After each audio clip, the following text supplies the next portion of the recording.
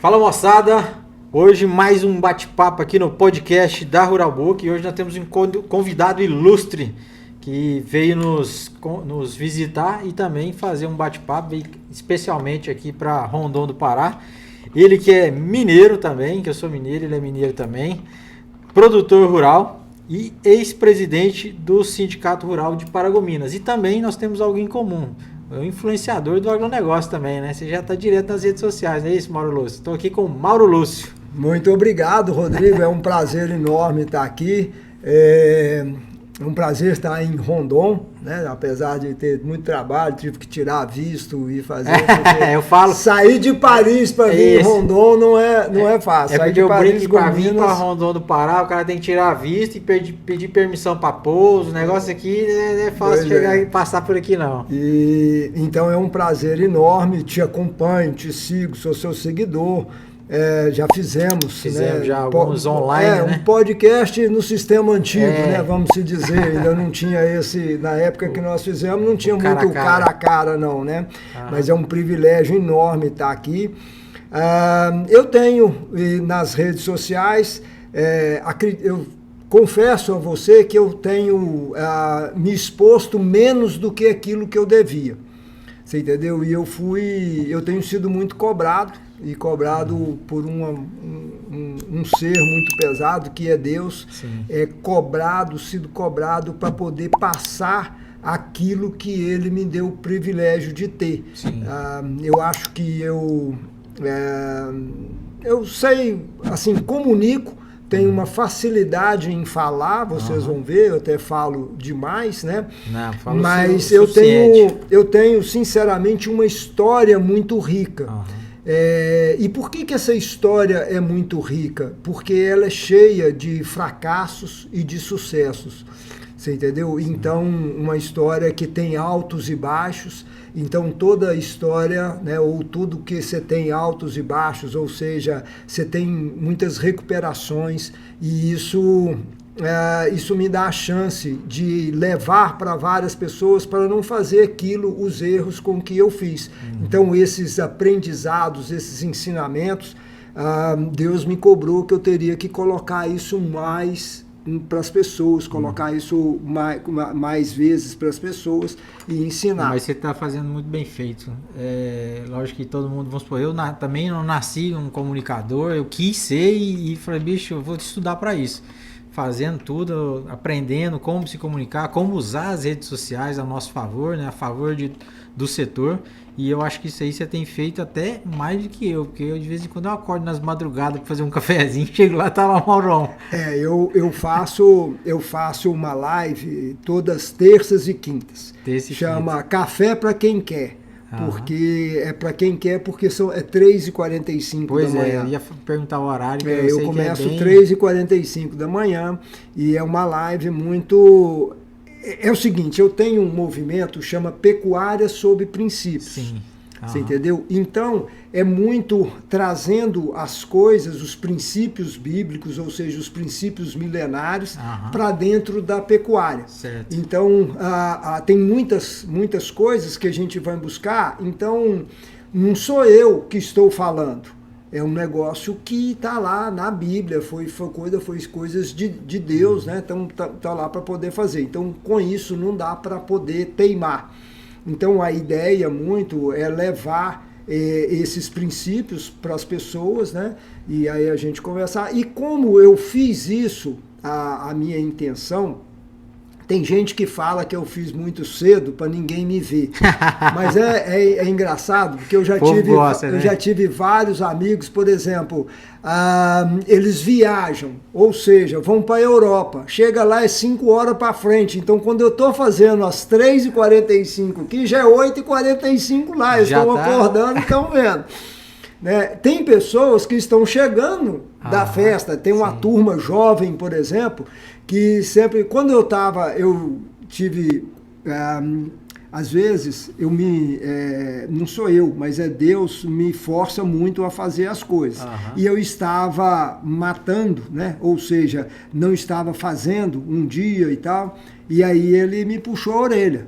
E aí, quando me puxou a orelha, eu falei, vou tirar o atraso então e vou fazer sábado. Então, terça, quinta e sábado, até eu tirar o atraso das que eu não tinha feito. Então, mostrar, então, e as do sábado, quinta... toda a molecada que estava chegando da farra estava entrando. Falei, já estava ali aprendendo alguma palavra, alguma coisa, aprendendo isso, um lance. Então, terças e quintas, às 3h45 da manhã. Normalmente eu quero fazer 1 hora, mas sempre extrapola mais um pouco, vai até 5 da manhã. Aí pega a galerinha acordando. Aí já pega muita gente.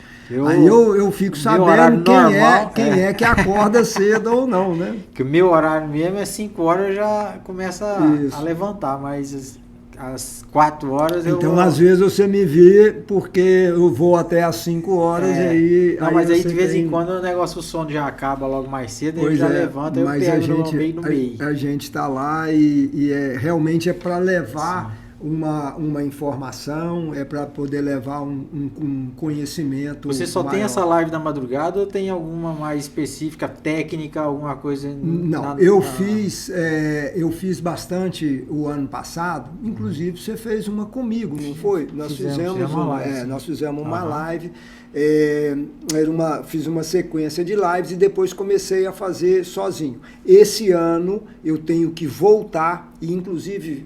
Uma das coisas que eu queria muito estar aqui com você é que eu queria fazer algumas promessas. E como você... Você está na hora de fazer essas promessas. Pois é, como você tem um canal com bastante seguidores, bastante pessoas, então quando eu fizer essa promessa aqui, eu vou ter que cumprir. É verdade, então, tem uma cobra, viu? Então, uma das coisas que eu quero fazer bastante são essas lives para poder levar conhecimento.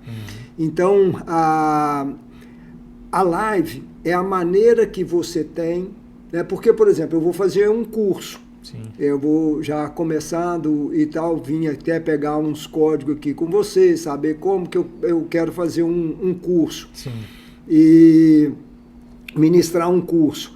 Aí, geralmente, as pessoas acham, só está querendo ganhar dinheiro, só está querendo fazer... Não, então, eu vou fazer a live também. Sim, então, quem não quiser pagar nada, entra na live e vê a live. Mas porque também é o seguinte, gente, esses custos que tem, muitas vezes é para cobrir custo, para poder se organizar, porque nada, saco vazio não para em pé, não, né? E outra coisa... fazer uma coisa para... Você demanda de muito tempo... Né, para poder pegar as informações para poder levar para as pessoas. Com certeza. Né? Então, assim, pra você ter ideia, o ano de 2023, eu passei o ano inteiro na fazenda. Eu não fiz outra coisa da minha vida a não ser um pecuarista de viver só daquilo ali. Sim. Mas o que eu estava fazendo nesse ano de 2023? Muita informação, foi coletando dados, coletando números, fazendo só isso. Para quê? Para criar essa questão de fazer o curso para as pessoas, ou seja,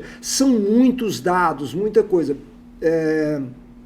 Sobre produtividade, vou falar para você, por exemplo, em termos de como que você mede produtividade de quem recria e engorda? É pesando, é balança, é ganho de peso.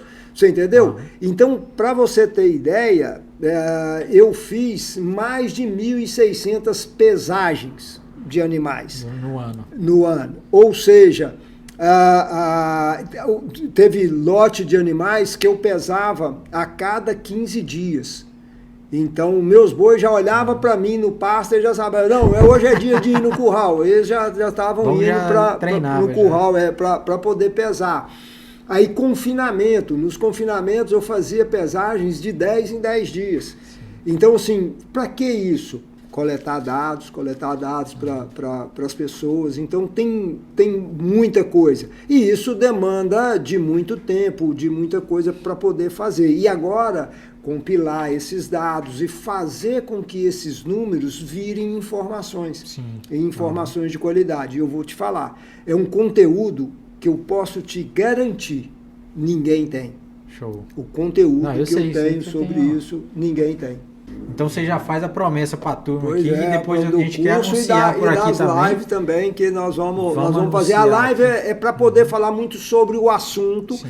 e aí eu entro nesses assuntos para poder levar a informação, até para as pessoas que forem comprar o curso e saberem o que eles estão comprando, né, em que eles estão entrando. Aham. Né, porque Sim. meu maior intuito é levar informação de qualidade para as pessoas, ou seja, pessoas ficarem satisfeitas com aquilo que vão comprar, porque eu vou continuar aí, né? Não é uma coisa que eu vou sumir, então eu vou estar aqui, então eu quero vender algo que as pessoas agradem, que gostem daquilo que está fazendo e que realmente faça diferença na vida das pessoas. Mauro Lúcio, assim, você bate sempre na tecla da pecuária sustentável, né? A pecuária, ela é realmente sustentável? Olha, eu fui procurar e fui estudar muito sobre pecuária. Então, qual é o livro que você acha que é o livro mais antigo que a gente pode ter? É a Bíblia, né? É a Bíblia. Aham. E se você, na Bíblia, eu conheço, gosto, mas não entendo tanto, né? Não sou uma pessoa, não sou um teólogo, nem nada. Mas para mim a Bíblia começa em Gênesis. Sim. E se você for lá em Gênesis, está lá falando sobre pecuária, né? Sobre um modelo de pecuária onde Jacó, né, que foi genro de Labão, e eles tiveram um negócio de pecuária, inclusive uma sociedade de pecuária, de vaca. Sim. Né? Então Jacó pegava as vacas de sociedade do Labão. Então isso está lá em Gênesis. Então assim, é uma atividade, né, desde essa época. Tem muitas coisas aqui na Bíblia falando, e no Antigo Testamento, que tem mais de 7.000 anos, né, aliás, o Antigo Testamento tem uns 7.000 anos, mais 2 do Novo, então estamos falando coisa de 9.000 anos atrás, né? Então, falando sobre feno, falando sobre fazer feno, falando sobre manejo de pastagem, você corta o pasto, você põe o gado no pasto, você corta o pasto, deixa o pasto brotar de novo, isso está tudo na Bíblia. Então, assim, é uma atividade muito, muito antiga. O que acontece? A sustentabilidade, no que eu entendo, estudei pouco, mas no meu entendimento, o que é sustentabilidade? É a longevidade de uma atividade. Tem a sustentação no Ou seja, sistema, né? Uma atividade sustentável é uma atividade que atravessa por gerações. Nós estamos falando de uma atividade que está no início da Bíblia, né, que é o livro mais antigo que eu vi. Então, sustentabilidade tem. O que aconteceu ao longo do tempo e nesses últimos anos agora? O que virou sustentabilidade? Virou árvore. Ou seja, para falar de sustentabilidade tem que ter 3 arvinhas lá no fundo da foto. Né? Então levaram muito para esse viés do ambientalismo. Sim. Né? E de ter as árvores. Tá tudo certo. Então, por que é pecuária sob princípios? Tá? Porque o princípio, ele é a prosperidade. Então, o que é próspero? O que é você ter a pecuária próspera? É uma pecuária que pensa em tudo. Ou seja, a diferença de riqueza para prosperidade, você sabe qual que é? Não. Pois tipo é, assim, a riqueza, quem é rico ou quem tem riqueza, ele tem muito de uma coisa só. A prosperidade, as pessoas têm muito de tudo. De tudo. Você entendeu? A pessoa próspera, ela tem muito de tudo. Porque às vezes, por exemplo, o que é o rico? Né? Na nossa noção, o rico é o que tem dinheiro. Às vezes o cara tem dinheiro, mas não tem saúde. Sim. Tem dinheiro, saúde, mas não tem os amigos. Tem o faltar, dinheiro e tal, ou não tem família. Ou seja, sempre está faltando aquilo. O que é a pessoa próspera? Ele tem o dinheiro, ele tem a família, ele tem os amigos, ele tem saúde, ele tem tudo. Ou seja, se preocupa com tudo. Então, a pecuária, né, que hoje sob princípios, então o princípio é a prosperidade, tá certo? A regra é a riqueza. Sim. Então, a regra só existe porque foram quebrados os princípios. Quando você pensa em uma pecuária que é sobre debaixo de regra, e aí ela gera riqueza, sabe por quê? Porque todo mundo que quebra a regra, ele ganha dinheiro. As pessoas fazem fora da regra para ganhar dinheiro. Então, a pecuária próspera, ela está preocupada com tudo. Tá? E eu modelei isso muito e na agricultura. São os principais pontos fundamentais da prosperidade na pecuária, assim? Olha, a prosperidade, eu modelei muito essa prosperidade numa agricultura. Eu quero te falar o seguinte, tem quanto tempo que você mora em Rondon? 10. 10. Quanto tempo que a agricultura chegou em Rondon? Um pouco mais de 10, né? Vamos talvez 15 anos. Talvez nem isso. Você entendeu? Assim que começou a alavancar mesmo se você vê a Rondon depois da agricultura, ela é completamente diferente dela antes. Sim. Ou seja, o que é prosperidade? Porque a agricultura, ela trabalha demais com tecnologia. Então, o que eu quero te falar? Se você for ver a oficina mecânica de cidades que têm agricultura, ela é completamente diferente de oficina mecânica de cidade que não tem agricultura. Sim. Você já conheceu alguma oficina mecânica aqui de trator antes de ter agricultura? Já é outro nível, é outra coisa. A minha cidade, né, Paris, Gominas, a minha cidade, se você for ver ela, o que ela era até 95, 96, e todas as pessoas querem colocar, lógico, teve uma administração muito boa, mas foi aquela administração, o que ela fez? Ela trouxe a agricultura. Sim. Porque ninguém muda nada sozinho. Agora, as pessoas direcionam, mas Paragominas, a revolução, aquilo que aconteceu em Paragominas, teve sim o peso de uma administração boa, mas teve um peso muito maior de uma sociedade.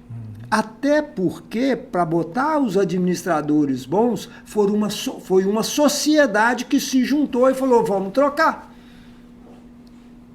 Você entendeu? Vamos trocar isso, nós precisamos de mudar. Eu vou te contar um caso. Essa união da sociedade mesmo de Paragominas para mudar a cara de Paragominas já começou lá e eu estava vendo aqui em 97, já com o Sidney, né? Isso não mudou a cara, mudou a cabeça, isso. Mudou o mindset. Aliás, não é nem mudar, eles começaram a trabalhar e fazer esse mindset, fazer isso funcionar. Ou seja, nós tínhamos prefeitos, o Evandro, lá o Samuel, já não estão entre nós, então assim... Não que eu vá falar mal deles de jeito nenhum, que eu fui amigo, principalmente do Evandro, e a gente não pode nem falar, não pode falar mal de quem está vivo, já dirá de quem está morto, porque não pode se proteger. Mas o que acontece? Eles eram pessoas muito boas, mas não eram os ótimos administradores. Sim. Então a gente tinha, vamos dizer, uma água com açúcar, você entendeu? Um negócio. E aí nós tivemos um outro administrador, né, que foi o Joel Santos, que também já faleceu, e o Joel foi muito ruim administrador. E aí levou a gente para um caos. Entendi. Você entendeu? E nessa levada... Foi no auge da madeira, né? Isso. Nessa levada para o caos foi que a sociedade falou, não, nós precisamos de mudar. Não é isso que nós queremos para nós. Com certeza. Não é isso que nós queremos. E ali nasceu um movimento para poder de mudança. E foi a sociedade que fez isso. Você teve aqui com a Cristina. Sim, né? A Cristina é uma pessoa que eu tenho um respeito enorme por ela e um carinho muito grande, gosto muito dela. E foi nessa época que eu conheci o pai dela. Josélio Barros. Isso, em 1996 que eu conheci o seu Josélio. Aí eu fui lá na fazenda. E até dormi lá, a sede lá no alto e tal, conversei. Serra Morena. E do outro lado é Santa Fé. Isso. Santa Fé do outro lado da pista e onde é que a sede é Serra Morena. E então, porque o meu sogro, João Bueno, na época não era casado ainda, e o João Bueno... ele juntou um grupo de pessoas e falamos, nós vamos apoiar a campanha do Sidney. Sim. E aí ele juntou 500 bezerros para poder fazer um leilão. Então, naquele momento, eu trabalhava para o João e para o irmão dele, para o Simão, e aí pegamos a fazenda do Simão, que é dentro da cidade, chama Fazenda Diana, e para poder agasalhar esses bezerros, esses animais lá. Aí vários, fica ruim eu falar os nomes, eu acho que eram 10, mas eu posso esquecer algum, eu já nem lembrar, então não vou falar nome de nenhum, para poder não ficar chato. Mas foi o João que capitaneou isso aí. E aí ele me ordenou para poder juntar esses animais, colocar, fazer a seleção deles, para poder a gente fazer um leilão em Paragominas. E o que eu quero te falar do seu Josélio é que o João comprou 250 animais, bezerros do seu Josélio, e foi quando eu vim para cá para poder pesar esses bezerros. Aí eu tive o privilégio de conhecer, de bater papo, de conversar com ele e tal, conhecer pessoalmente. E tinha alguns conhecimentos de família, que ele conhecia pessoas da minha família, então o papo foi muito agradável e conversamos bastante até mais tarde da noite. Mas o que eu quero te dizer é que foi esse movimento. Então, por exemplo, você teve os madeireiros, você teve pecuaristas, você teve um grupo de pessoas que falaram, vamos trabalhar e vamos eleger essa pessoa. Sim. E esse trabalho, né, ele foi por muitos anos, por 24 anos, né, ele teve os outros candidatos, as outras eleições e sempre rodando nesse mesmo sistema. Então, assim, Paragominas, eu tenho um orgulho mesmo de falar, porque nas nossas eleições não tinha o mieiro de telha, não tinha o saco de cimento, não tinha essas coisas. Então tinha propostas. Então é uma coisa que tinha propostas. Tinha proposta e não saco de cimento. E não saco de cimento para poder fazer. E isso foi uma coisa, o Adnan, né, fez um negócio fantástico em Paragominas, que na época do Município Verde, então o Adnan, ele fazia muita pesquisa, né, então para poder ver o nível de aceitação. Sim. Né, porque ele queria levantar o município, mas ele tinha que ter um nível de aceitação, porque não podia ser por goela abaixo. Isso é muito interessante. A pessoa, quando trabalha dessa maneira, o que ela quer? Ela quer o sucesso do município, Sim. Ela quer o crescimento, e isso aí o que tem que ser? Ele tem que ser bom para a população tem que entender sobre aquilo. Então ele acompanhava muito isso, para poder saber o entendimento das pessoas. E aí, quando o negócio baixava um pouco a popularidade, o Adnan fazia um evento. Então, para você ter uma ideia, nós fizemos um evento, ele, né, no caso, né, que era a prefeitura, e trouxe o Amaury Júnior. Sim. Foi lá em Paragominas, um jantar e não sei o quê, e aí aquilo foi para televisão, né, fazendo aquele jantar e tal. Aquilo aumentou a popularidade do projeto, não do Adnan, nem nada, mas do projeto. E o que aconteceu que o Adnan resgatou, que foi fantástico? O amor pela cidade. As pessoas começaram a ver por quê? Porque outros veículos de comunicação começaram a falar bem de Paragominas. Sim. Eu sei de uma história conversei com o Adnan uma vez, que ele falou, acho que no Rio Grande do Sul, acho que era no Rio Grande do Sul mesmo, fazer um sul, na região sul, lá fazer uma palestra falando desse projeto de Paragominas, e quem estava na palestra lá era o Gilson e o irmão dele, no caso a Portal. Tava o pai do Gilson, o Gilson, tá? E aí escutando a palestra. Só que depois que eu conversei com o Gilson, ele falou que já estava pretendendo para vir para Paragominas, mas foi essa palestra também, esse convite do Adnan ir lá embaixo, chamar essa turma para subir, que realmente deu força para eles virem para cá. Deixa eu te falar, tem uma outra coisa, né? Aí eu vou falar mais um passado, né? Mais para trás um pouco, e são pessoas que você deve trazer aqui.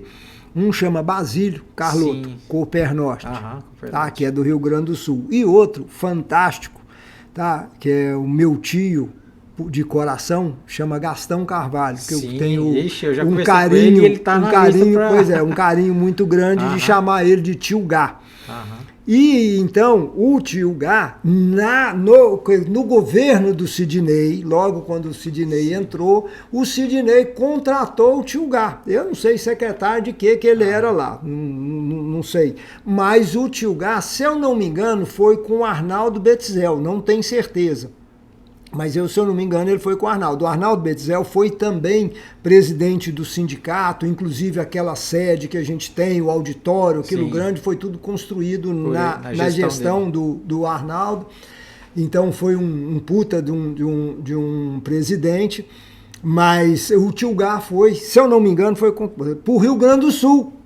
E lá, fazendo um discurso e fazendo coisa, ele conheceu o Basílio. Aliás, não foi ele fazendo discurso, parece que nessa exposição que eles foram, o Tio Gá vai te contar melhor essa história, porque foi ele que viveu, eu só fiquei sabendo. Mas estavam empossando, acho que um presidente da Federação de Agricultura lá do Rio Grande do Sul, algo desse jeito, e aí o Tio Gá conheceu o Basílio. E aí trocou um telefone lá com o Basílio, não sei o que e tal. E o Basílio falou, rapaz, isso é só conversa fiada, esses caras iam vir aqui para coisa nada e tal. E um ficou desconfiado do outro. Na verdade, o resultado é que um ficou meio que desconfiado do outro e nem acreditava. Quando resolveram um ligar para o outro, aí eles falaram, rapaz, achou até uma surpresa. Eu achei que esse cara não ia ligar nunca mais. Mas é uma história assim. E que acabou o Basílio vindo, né, para Paragominas, e o Basílio foi um ícone, mas na época um ícone na agricultura de Paragominas, assim como o seu Zé Carminati. Sim.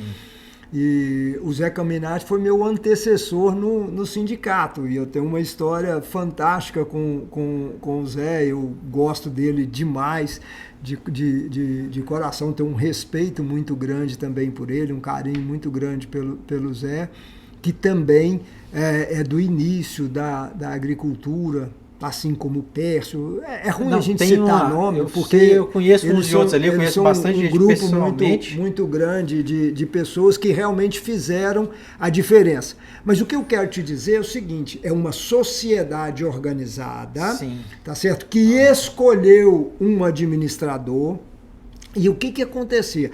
Essa sociedade, ela colocava, né, fazia de tudo para, lógico, dentro dos trâmites da democracia e tal, mas ela trabalhava para eleger essa pessoa.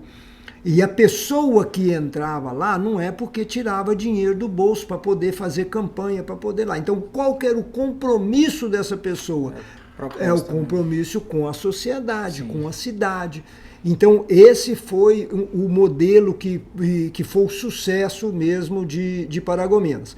Então, Paragominas tem um mindset diferente, tem uma sociedade diferenciada.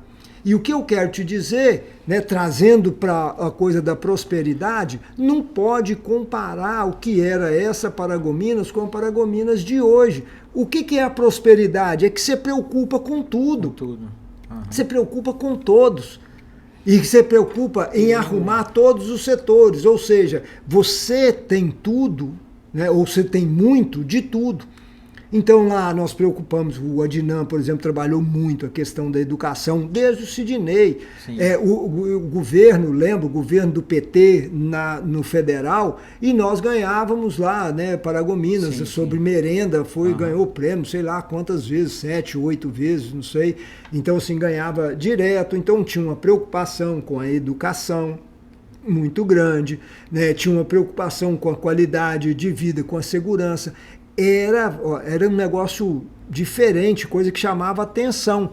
Paragominas tinha placa na cidade, não dê esmola, dê atenção. Ou seja, se você visse alguma pessoa, algum pedinte, era para você ligar para a assistência social, que eles iam lá saber por que aquela pessoa estava naquela situação. Então, assim, é algo realmente diferente.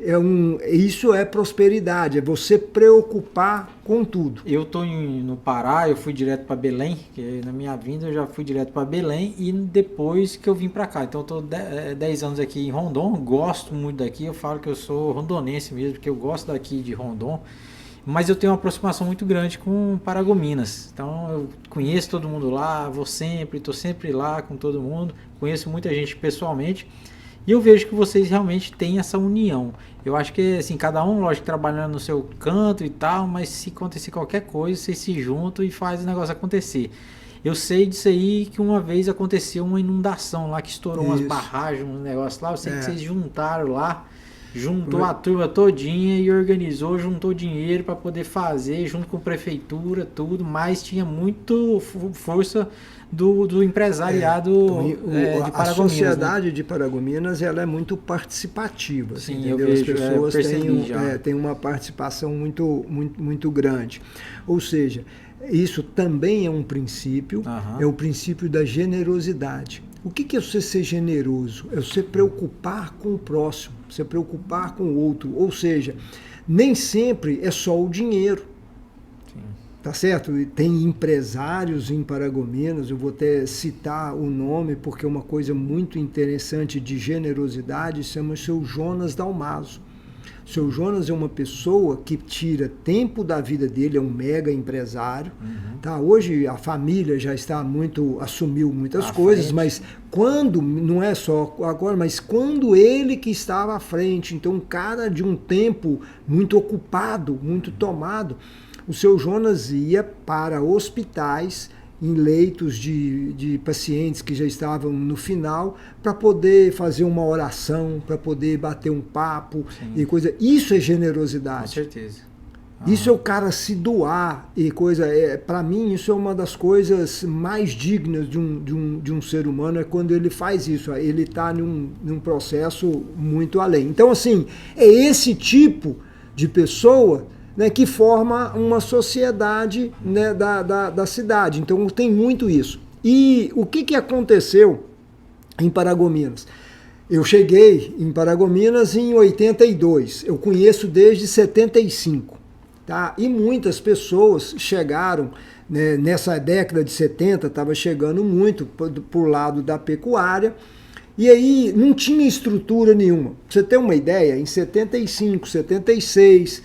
era muito melhor. Meu pai tinha comprado uma fazenda, então não tinha estrutura nenhuma, não tinha casa, não tinha nada. Então nós íamos durante o dia, ficava na fazenda, e à noite nós saímos e ia dormir em Ipixuna. A fazenda é na estrada ali que vai para o Rio Capim. Sim. Entra no 12. Então, quer dizer, para Paragominas, aí quando a gente chegava só tinha 12 quilômetros, nós andávamos 50 para poder ir para Ipixuna dormir, porque o hotel de Ipixuna era muito melhor do que os hotéis de Paragominas, ou o hotel que tinha em Paragominas. Isso em 1975.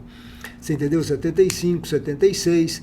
Então, essas pessoas estavam chegando, né, nessa coisa e não tinha nada. Ou seja, aí o tinha uma turma lá, que tiveram fazenda aqui também em Rondon, que eram muitos mineiros, o Barbosa, o Marco Aurélio Barbosa, o Marco Antônio Barbosa, até da Maab, sim, Marco sim. Túlio, o Luiz Otávio, vários mineiros. Então não tinha, Paragominas não tinha diversão nenhuma.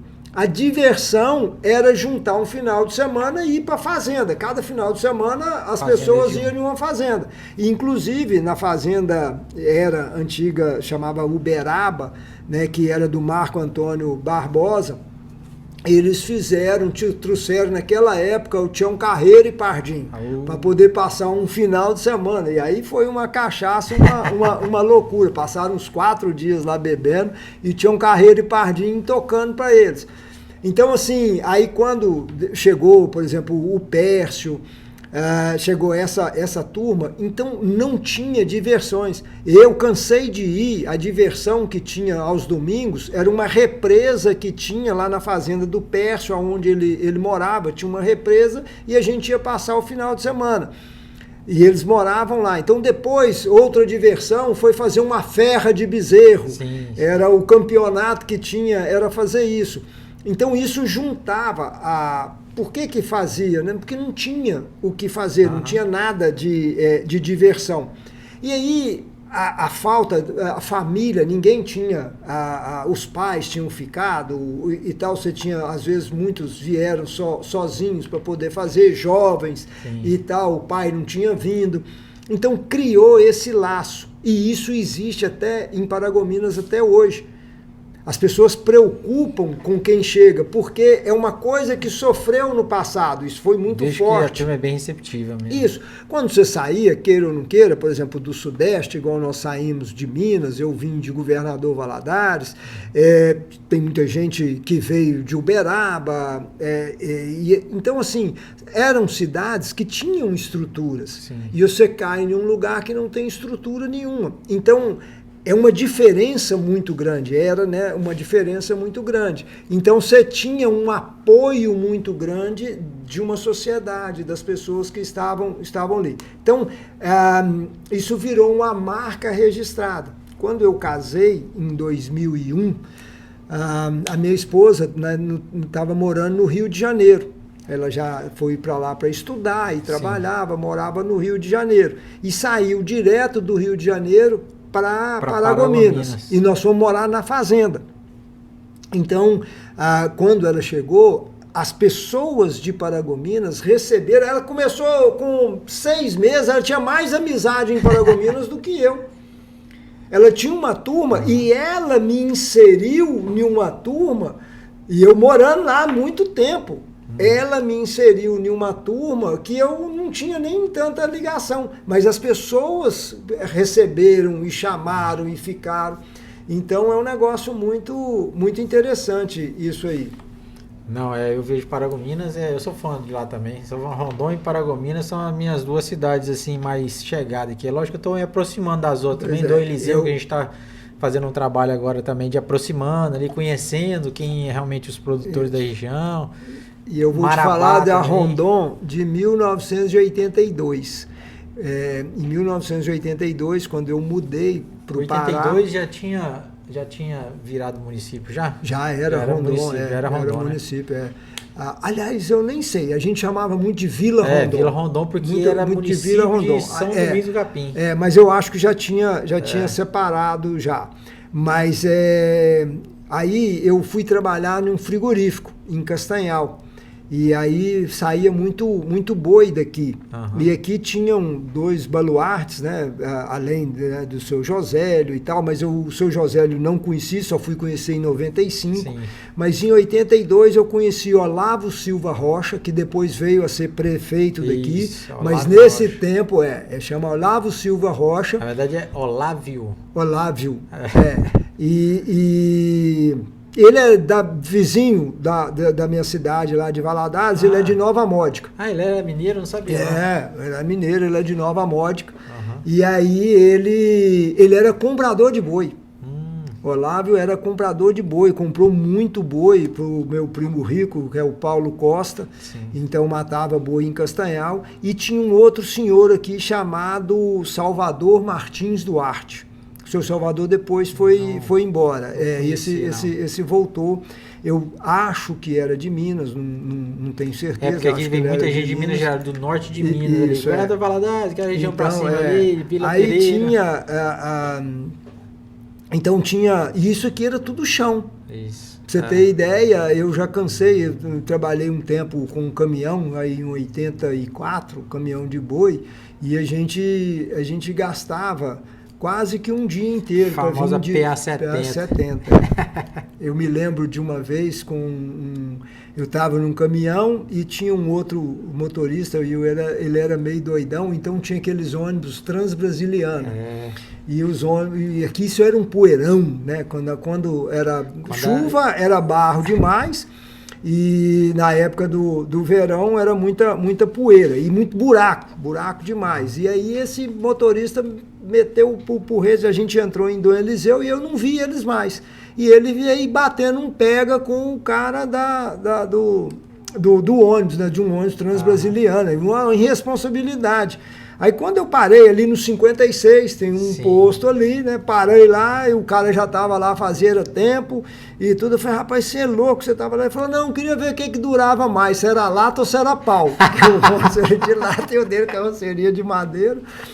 Queria ver. Então, assim, eu conheci aqui também Rondon desde dessa época e era um fornecedor de gado grande. Pra você ter ideia, o que é a pecuária do Pará, a pujança, né? E o tanto que isso cresceu. Em 82, quando eu trabalhava no frigorífico, mais de 60% do gado, talvez uns 70% do gado que a gente comprava era de fora do Pará. Sim. Era do Maranhão, a Sailândia mandava muito, Itinga, Sailândia e Araguaína. A gente ia buscar muito também em colinas. De colinas para cá vinha muito gado. Uhum. Subia muito gado. Então, mais de 70%. Para você ter uma ideia, nessa época, em 1982, 83, praticamente Xinguara não mandava boi. E todo o gado, o que era mais famoso assim, para poder ter gado era Redenção. Uhum. E todo o gado de Redenção tinha que sair lá para o Guaraí, saía lá no Guaraí para poder vir para Castanhal. E o gado que eles vinham buscar em Xinguara, naquela coisa, não tinha estrada, ou seja, tinha animais que eles gastavam 7, 8 dias, né, para poder sair dali de Xinguara, Rio Maria. O Rio Maria tinha até mais gado até, para poder chegar em Castanhal. Não tinha condição, quando chegava lá, não tinha condição de abater, tinha que soltar o gado de um pasto, deixar descansar, deixar repousar para poder abater. Eu não sei se a Heloísa te contou, mas uma vez, quando eu conversei com ela, ela é nossa cliente aqui também, né? E eu falei para ela que eu morei muito tempo em Guaraí. Antes de vir para o Pará, eu morei em Guaraí. Ela mesmo. E eu era amigão do seu Carlitão. O Carlitão. O Carlitão e o Martim. Isso, Martim é da minha idade, mais ou menos. Então aí eu fiquei muito amiga e vivia na casa dele. E depois vim pra cá, essa confusão danada, tava conhecendo as pessoas, olha só, foi ligando uma pessoa com outra e acabou Carlito que... Foi uma coisa, e ele que incentivou, né, os filhos a virem pro Pará. Pro Pará, né? Na época, e para Paragominas, ele incentivou muito para Paragominas, porque eles levavam gado para poder matar em Belém. Sim. Isso antes de 82, isso na década de 70. Então eles levavam gado para poder matar em Belém, só tinha frigorífico em Belém. Tinha a Frimapa e a cooperativa. Então matavam em Belém. Então o seu Carlito passava muito, né, por Paragominas e falava para os filhos dele, vocês têm que comprar terra aqui, vocês precisam de comprar uma terra aqui e tal. É bom. Porque é para cá que vai ter que ter um boi. Aí veio primeiro que a água parada? A água parada. Eles compraram a água parada, eu acho, tenho certeza que a água parada foi a primeira fazenda. Depois eu vi tem uma placa lá de não sei quantos 50 anos, né? 50 o anos. Ano passado. Foi o ano passado? O ano passado fez 50 anos, ou seja, 73. Verdade. Você entendeu? Que eles compraram. Se eu não me engano, em 75 o João mudou para o Pará. Pro Pará já mudou para o Pará. Começou a enraizar. E eles traziam, né, o seu Carlito trazia muito gado para poder vender. Quando, em 75, quando meu pai comprou fazenda aqui em Paragominas, a gente ia muito em Séries e Rialma para poder comprar animais de reposição. E era um gado lá muito...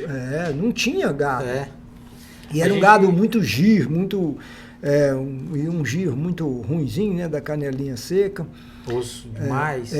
Na verdade, quando meu pai veio, aí nós, para trazer umas novilhas, né, meu pai fez um financiamento, um Proterra, e aí era para 500 novilhas, nós tivemos que trazer, nós fomos no norte de Minas comprar essas novilhas, porque o norte de Minas tinha um gado gado bom, e naquele tempo a gente gostava muito, que era um gado meio orelha, né, então tinha uma caixa maior. Então nós E trouxemos você, isso dessa época. já da sua parte, quem veio para cá primeiro foi seu pai. Seu Meu já pai veio em pra 1975, só que meu pai nunca morou. Entendi, veio investir. Veio Comprar para uma crescer. área. Né? Veio Mas ele mudou para cá? Não, ele nunca morou. Nunca mudou para cá. Aí você que já veio para cá. Em 1982 eu era muito sapeca, muito levado, e então o Pará serviu para mim de correção. Entendi. Eu vim como para ser corrigido. Vou te dar um trato aqui, vai para o Pará. Eu vim com 16 para 17 anos, aí eu fui desmamado. Entendi. Então, assim, eu fui desmamado cedo. Né, desmamado na roça. Não, aqueles que mandam para quiçaça, né? Manda para o fundão lá para poder... Aí fui recriado aqui. E engraçado, eu chorava todo dia, moço, né? Porque eu vim de Valadares, né? De uma vida boa, meu pai tinha uma condição boa, e aí eu chorava, passei 2 anos berrando aqui, igual o bezerro desmamado mesmo. Mas meu pai que me botou para vir, né? Porque eu era realmente muito, muito irresponsável, foi uma coisa dura, mas muito certa que meu pai fez. Né, foi me tirar mesmo daquele ambiente que eu estava, porque se eu tivesse continuado naquele ambiente, eu não teria dado coisas que prestassem, né? Então aí ele foi para poder tirar do ambiente. E o Paulo Costa é meu primo. Sim, meu primo primeiro, pois o pai do Paulo era irmão do meu pai. Então eles já fizeram toda a artimanha, mas a primeira coisa que eles fizeram comigo foi me deixar 60 dias na fazenda, sofrido mesmo, não tinha nada. Agora você entendeu? Então para quê? Para na hora que o Paulo chegasse, eu não negasse de jeito nenhum o convite dele, né? E foi dito e feito. Eles foram muito, muito sabidos, fizeram artimanha mesmo. Aliás, artimanha não, fizeram planos, né? E isso é muito interessante. Pessoas, para poder ter sucesso na vida, ela tem que ter plano, tem que ter sonhos, tem que ter planos. Né? Aí daí para frente foi daí você já veio e ficou. Daí não voltei mais. Não voltei mais. Aí você já foi trabalhando na fazenda. Quando meu pai faleceu em 1991. Eu tentei voltar, mas não consegui mais. Consegui. Aí o Pará já estava dentro de mim. E aí eu fiquei, acho que uns 3, 4 meses em Minas Gerais e fiquei doido e voltei. Falei, não negócio volta, o negócio é aqui mesmo. E sempre mexendo na pecuária Isso, a minha vida inteira foi pecuária, né? Eu, por exemplo, eu trabalhei lá com o Paulo Costa em frigorífico. Sim. Eu cheguei a matar boi por um tempo, mas muito pouco. Mas eu sempre tive uma paixão muito grande pela pecuária. Gostei muito de conhecer, saber, entender um pouco da parte de frigorífico. Na verdade, não é nem frigorífico, né? Era matadouro. Sim. Naquele tempo não tinha carne fria. O Paulo Costa foi o primeiro cara, eu posso falar para você que eu tenho o privilégio de ter carregado o primeiro caminhão de carne que saiu do Pará, e ele foi para o Nordeste. Quem vendeu a carne foi o Araújo. Não sei se você conhece, o Araújo é pai do Daniel Araújo. Antônio Araújo é o pai, foi o vendedor, foi ele que vendeu. E eu que carreguei o caminhão, e quem era o dono da carne, o dono de tudo, era o Paulo Costa. Foi abatido lá na cooperativa, lá em Belém. E aí eu tive o privilégio de participar disso aí, o primeiro caminhão de carne que saiu do Pará. Show.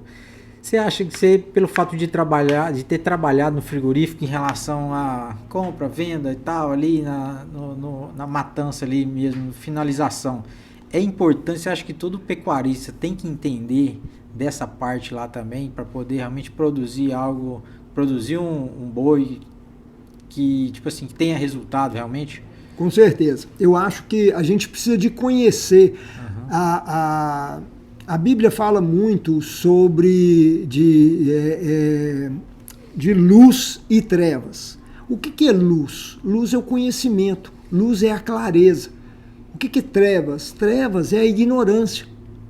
Você entendeu? Então, tudo para poder dar certo, para você fazer, você tem que ter clareza daquilo que você está fazendo. Sim, sim. É muito interessante quando a gente está pensando, quando a gente está querendo montar um negócio, quando está fazendo alguma coisa, você ter uma clareza grande daquilo que você está fazendo. Ou seja, tem que ser muito explicado para o seu cérebro. Uma das coisas que na pecuária que me deixa assim... talvez entristecido, mas é o que eu trabalho, que eu faço, é o seguinte, dificilmente, eu ainda não encontrei, tá? Um pecuarista que você vai chegar para ele e falar, quanto que você quer ganhar? Você começa a fazer, se você quiser, você pode começar a fazer essas pesquisas. Quanto você quer ganhar? Você pode perguntar quanto você quer ganhar por boi, quanto você quer ganhar por hectare, quanto você quer ganhar na sua fazenda. Então, o que acontece? Se a pessoa não sabe isso, o jeito de ganhar não é claro para ele. Sim. Então, dificilmente, o que ele vai fazendo? Ele vai vivendo. Ele não vai ter objetivo. Ele vai levando o quê? Zeca Pagodinho, a vida me levar, a vida leva eu. Então, não é você que manda no negócio. Sim. Então, essa clareza, ela é muito importante para poder a gente fazer. Ou seja, o produto que nós fazemos é o produto carne. Sim. Tá? Então, entender como que o cliente, como que a dona de casa compra aquele produto é muito importante. Porque eu vejo uma briga grande entre pecuarista e frigorífico, né? Mas de é porque... carcaça e tal. Isso é, porque na verdade as pessoas não sabem, né, não sabe nem quanto quer ganhar. Sim. Então, se você não sabe, todo pecuarista ele vai falar para você, mas eu não posso botar preço no meu produto, toda vez que eu vou vender eu ligo, e quanto que você paga? Mas se você não sabe nem quanto você quer ganhar, você não sabe fazer isso aí. Então, assim, tem que começar a ter mais clareza. E aí é o seguinte, é muito fácil, você quer vender mais caro, faça algo diferente. Sim. E uma coisa que você falou aqui do início são as redes sociais. Então, as redes sociais, não tem mais nada mais democrático do que isso. Sim. Antigamente, né, há 5 anos atrás, a gente precisava de ter muito dinheiro para poder falar sobre o nosso produto. Sim. Porque você tinha que ter os meios de comunicações. Era um absurdo. Era muito caro. Era um negócio fechado. Sim. Hoje você vê, eu vou te falar de um outro cara fantástico que você deve trazer aqui, chama Felipe Balestreri. Sim, Felipe, você entendeu? eu já fiz um com ele rápido Pois lá. Esse cara tá fazendo o quê? Um produto carne. Vou falar outro, Altair Bulamarque. Sim, o Altair também Fazenda já tá Carioca. na lista, você entendeu? Esses caras, o Altair, tem um trabalho fantástico. O que ele quer? Ele quer vender bem, ele quer apurar, ele acha que é isso, mas ele faz um produto. E todos eles, tanto o Altair quanto o Felipe, estão entendendo de mercado. Sim. Eles começaram a entender de mercado, a vender, a estar lá na ponta, a saber o que acontece. Então, o que eles querem vender caro, ou não é que é vender caro, eles querem agregar valor, né? Vender caro está errado, mas quer agregar valor, ele tem que colocar qualidade. Não, porque o grande lance, eu acho, desses pecuaristas é sair da commodity, né? Então, quer dizer, porque a commodity bateu o preço, é o preço de mercado ali, então você começa a criar um produto, igual o Altair está criando, um produto realmente que ele bota preço no negócio dele, né?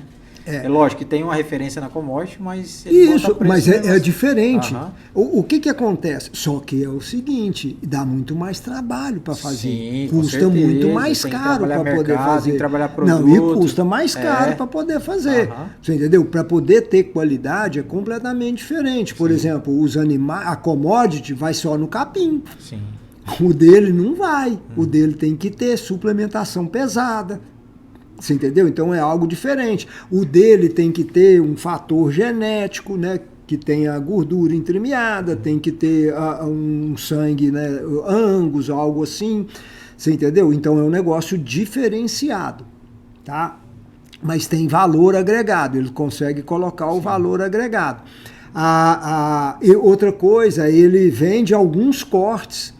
E eles estão fazendo um negócio interessante, a Mercúrio também trabalha muito sobre isso, e aí eles estão viabilizando alguns cortes de dianteiro, e que é muito gostoso. Sim. Então nós tínhamos uma paixão muito grande, né? Nós temos, aliás, primeiro era filé. Sim. Né? Então todo mundo queria comprar filé.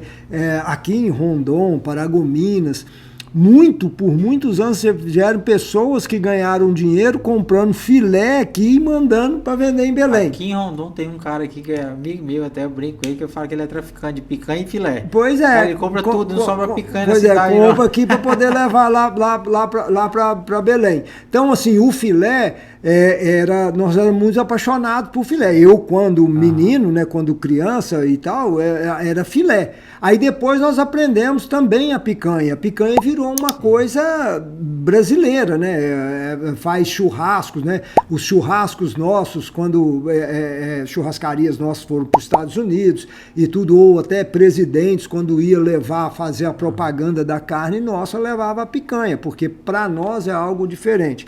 Mas hoje eles estão quebrando isso e mostrando até cortes do dianteiro. Por quê? Porque o gado vai com a outra qualidade. Um gado muito mais jovem, com acabamento muito mais diferente. Então a macieza, a suculência, o sabor dessa carne é muito diferente. Agora, eu vou te confessar, por exemplo, particularmente eu sou um cara muito focado em commodity. Eu sou focado em commodity. E eu vou te falar por quê. O meu viés, o meu propósito, aquilo que eu quero tá muito na questão de servir. Ou servir é ajudar pessoas ou fazer coisas para as pessoas. Então, a gente, por exemplo, a Embrapa é uma empresa de pesquisa, uma coisa fantástica, um patrimônio nacional fantástico. E a Embrapa, né, do nosso querido Alisson Miranda, que nós perdemos ele no ano passado, mas foi uma coisa feita. O que eles pensavam, né? Na década de 70, estava todo mundo muito preocupado que o mundo vinha crescendo, sim, o número de pessoas crescendo muito e a produção agrícola não. Então tinha muita gente com medo de pessoas passarem fome, sim, por falta de alimentos. Então a Embrapa foi uma das coisas, inclusive o Alisson infelizmente não conseguiu, mas ele foi indicado a receber o prêmio Nobel justamente por causa disso, por causa da comida, porque, sim, a preocupação dele não tem nada para gerar mais paz do que alimento. Sim, né? Todo mundo bem alimentado, isso traz paz. Ou seja, então todo mundo ele foi um cara que trabalhou muito para isso, para poder aumentar a produção de alimentos, para poder fazer algo para acabar com a fome. Então naquele tempo tinha pessoas passando fome e eles tinham um medo, né, de aumentar muito a fome no mundo por falta de alimentos. Então o que aconteceu? Todo mundo trabalhou. No Brasil foi uma revolução. O que a agricultura fez e coisa de produtividade foi uma revolução. E nós tivemos também uma chance de crescer muito. O Norte, o Pará entrou, o Mato Grosso, né, isso foi aumentando muito a produtividade disso. E na agricultura, essa tecnologia, isso que a Embrapa fez foi muito, muito grande. Mas o que acontece? Nós temos gente hoje passando fome. Sim. Só que por que nós temos produção de alimento, muita produção de alimentos, mas temos pessoas passando fome. Por quê? Porque não tem renda.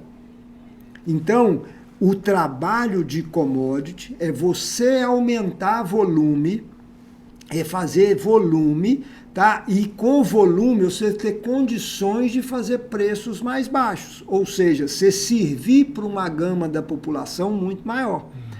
Isso na pecuária é complicado. Quando você fala em vender mais barato, todo mundo vira igual um porco espinho para cima de você. Mas o meu trabalho é para poder realmente aumentar bastante, ser commodity, aumentar a produtividade, sim, fazer volume, para poder ter preço mais acessível para um número maior de pessoas. são mercados, ou são nichos, ou são viés. Então, assim, o Altair, e eu sou um cliente do Altair, da Mercúrio, do Felipe, porque eu adoro comer carne de qualidade, tá certo? Mas tem pessoas que não conseguem. Então, a gente vê muito isso na avicultura. A avicultura fez isso. O que ela fez? Ela foi aumentar muito a produtividade para poder viabilizar. Então, hoje, você vê o consumo per capita do frango, o quanto aumentou. Por quê? Porque o frango barateou. Se você for ver, talvez o frango caipira para um frango hoje, né, do frango de granja, talvez o frango de granja seja aí 20% do valor de um frango caipira. Eu acho que talvez até menos. Pois é, ou até menos. Você entendeu? Então, o que isso menos aconteceu? Que eu digo, menos, mais barato. Mais barato, mais barato. Então, assim, o que foi feito isso? Foi para atender a uma demanda. Então, nós, da carne, nós precisamos de começar a preocupar, porque a gente não entende o mercado em si, lá, o consumidor, a dona de casa, o que ela quer, o que a gente pode fazer. Nessa então, leva assim, aí do frango foi junto à suinocultura. Né? Isso, também o porco foi pelo mesmo caminho, né? Então, assim, eu acho que a gente entender muito desse mercado, e o que acontece? Nós temos que entender que isso é uma cadeia. Sim. Então, aonde que nós temos que começar e valorizar? No produtor de bezerro. Isso começa naquele cara. Né? Então, nós precisamos de fazer... Como que é essa valorização? É levar conhecimento para esse cara.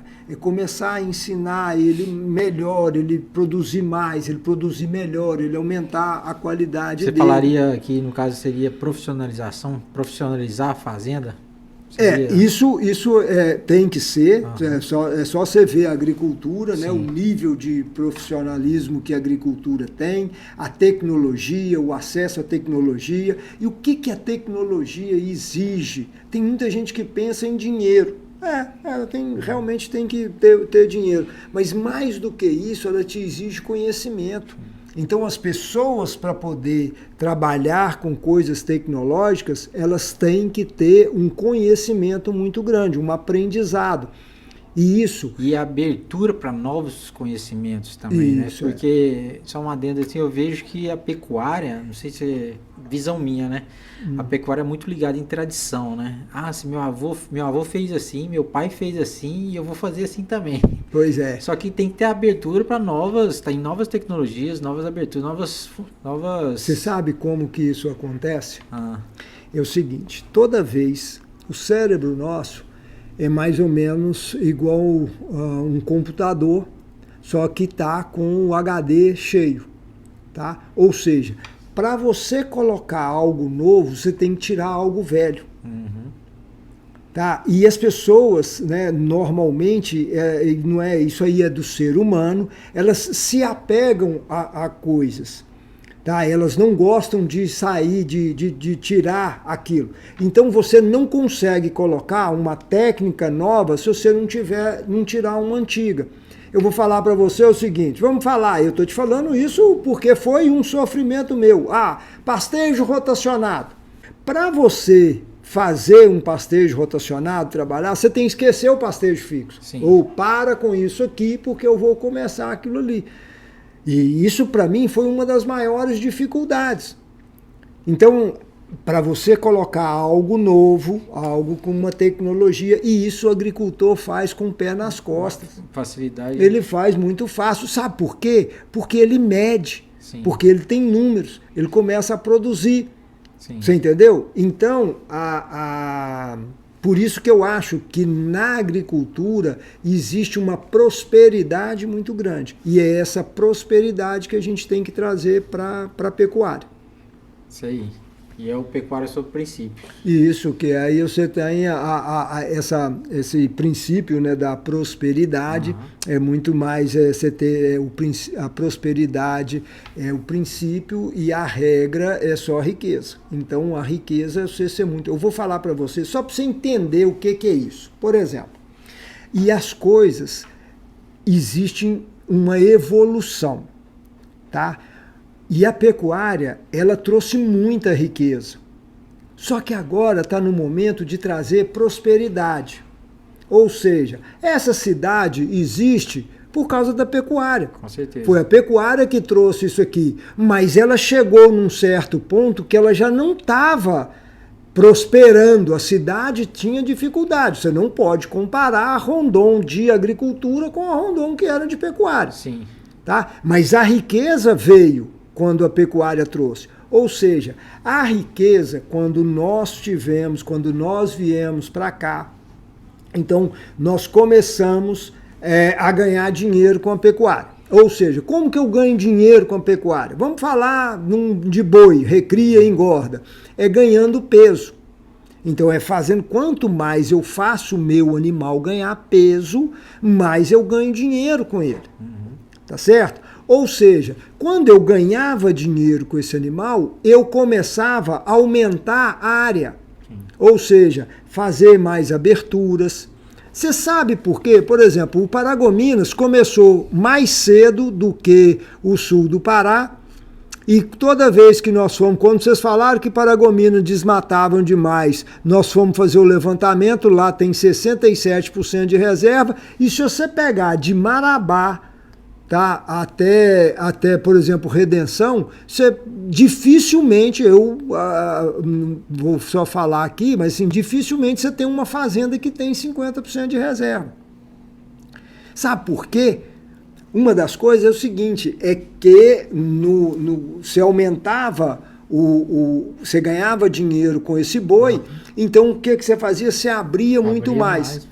Aí você abria muito mais. E lá, como as terras são melhores de qualidade, né, de fertilidade, elas duravam mais tempo e esses animais ganhavam peso. Então, assim, o dinheiro, eles ganhavam mais dinheiro. Então, todos nós que viemos nesse início, ganhava dinheiro com boi, e o que nós tínhamos que fazer? Mais áreas. Ou através das aberturas, né? A gente ia fazendo abertura, quando já não dava mais para abrir, comprava outra área. Então, nós crescíamos isso horizontalmente. Sim.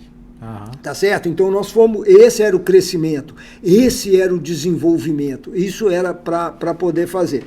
Ou seja, então hoje, continua-se ganhando dinheiro com boi, tá certo? Uhum. Quando o boi ganha mais peso. Só que aí entrou um outro, que aí nós mudamos tudo. Naquele tempo, até chegar a 97, os anos 2000, nós só tínhamos pecuária. Ou era pecuária ou era madeira. Sim. Madeira foi acabando. Aí nós tínhamos pecuária, ou seja, você não tinha outra coisa para poder fazer. Ou seja, que chamam hoje o custo de oportunidade. Não tinha custo de oportunidade. Ou você fazia pecuária ou você não fazia nada. Entendi. Tá? A partir do final da década de 90, os anos 2000, começou a chegar a soja. Depois chegou o eucalipto, depois chegou o dendê, depois chegou... Ou seja, aí o que aconteceu? Como que essas pessoas te arrendavam? Por hectare. Aí começou uma outra conta. Outra unidade. Então, deixa eu te falar, se você ganhar muito dinheiro, as pessoas não fazem conta muito assim, mas eu faço, e por exemplo, um bom negócio hoje na pecuária, você ganhar um bom dinheiro, é você ganhar R$2 por cada boi por dia. Ou seja, em um ano você ganha R$730 em um boi. Só que se você tem, que é a média mais ou menos de lotação, 0,8 cabeça, isso você tira 20% disso aí, de 700 e pouco, vai sobrar R$600. A soja arrendada, não estou nem falando para você plantar, ela arrendada, aqui em Rondônia é 10 sacos. Ou pode colocar de 8, de 120 dá 960. Ou seja, você arrenda para soja e vai assistir Ana Maria Braga e o negócio, ou então ver Rural Book todo o tempo no Zap, né? Vendo Rios. E você ganha mais dinheiro do que coisa. Ou seja, na pecuária hoje, para ela acompanhar a soja, tem que se trabalhar de 3 a 4 cabeças por hectare. Por quê? Então, o custo de oportunidade que tem, você tem a soja, você tem o eucalipto, você tem o dendê, você tem outras coisas que te pagam isso. Então, mudou a maneira da gente trabalhar, porque tem custo de oportunidade. Então, quando eu te falo na prosperidade, a prosperidade é você ganhar bem no boi, mas também ganhar na área. Como que é isso? É colocando mais boi na mesma área. Sim. Ou seja, num hectare, em vez de você ter 0,8, você vai para 2, você vai para 3, você vai para 4. Você entendeu? Então, é essa que é a prosperidade. E é isso que a agricultura faz. Só para te dar mais ou menos um número, em